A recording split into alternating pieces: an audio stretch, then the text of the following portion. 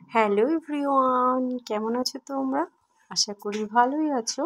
আর দেখতেই পাচ্ছ কত সুন্দর একটা পরিবেশে চলে এসেছি আজকে, তাই না? তো এসে না দেখে আমি আর ভিডিও না করে থাকতে পারলাম না। ভাবলাম এত সুন্দর একটা প্যান্ডেল দেখে কি বোঝা যাচ্ছে এটা কিসের প্যান্ডেল? তোমরা হয়তো ভাবছো যে এটা হয়তো বিয়েবাড়ির প্যান্ডেল, কিন্তু নয়, এটা বিয়েবাড়ির প্যান্ডেল না, কিন্তু এটা হচ্ছে সরস্বতী পুজো।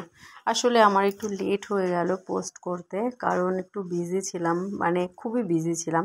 তো দেখেই নাও জায়গাটা কোথায়, এটা হচ্ছে খাটুরা উত্তরপাড়া, মানে আমার বাড়ি থেকে একটু দূরে। তো এখানে হয়েছে প্যান্ডেলটা দেখো, আমি এর জন্য প্যান্ডেলটা পুরোটা তুলেছি তোমাদের দেখানোর জন্য।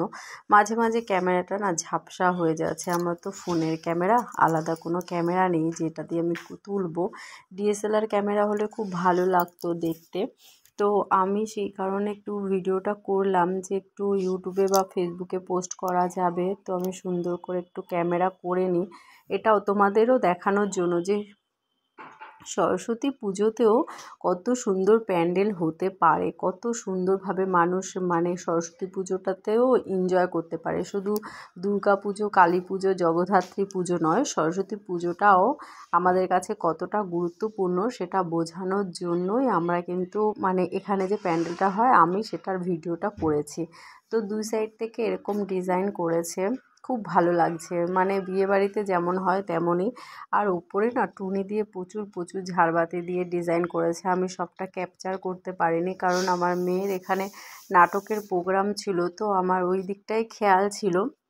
যেটুকু টাইম পেয়েছি তার মধ্যে ওকে জাস্ট বাড়ি থেকে রেডি করিয়ে নিয়ে এসেছি, সেই কারণে ওখানে গ্রিন রুমে ওকে বসিয়ে দিয়ে আমি একটুখানি ভিডিওটা করে নিলাম। আর দেখতেই পাচ্ছ রাস্তায় প্রচুর লোকজন, ভিডিও করতেও কিন্তু প্রবলেম হয়। আর ওরাও তাকিয়ে তাকিয়ে দেখে, ভাবে হয়তো কি ভিডিও করছে, কি পোস্ট করবে, হ্যানা ত্যানা, এই সমস্ত কারণে ভিডিও করতেও ঠিক ভালো লাগে না।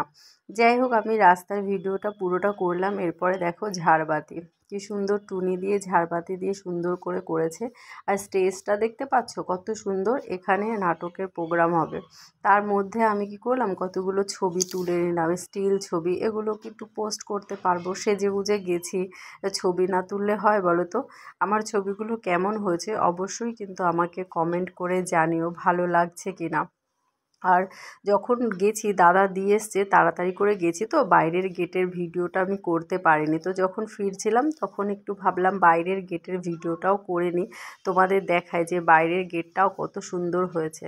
যদি ভিডিওটা তোমাদের ভালো লেগে থাকে অবশ্যই আমাকে কমেন্ট করে জানিও, আর অবশ্যই শেয়ার করো। টাটা।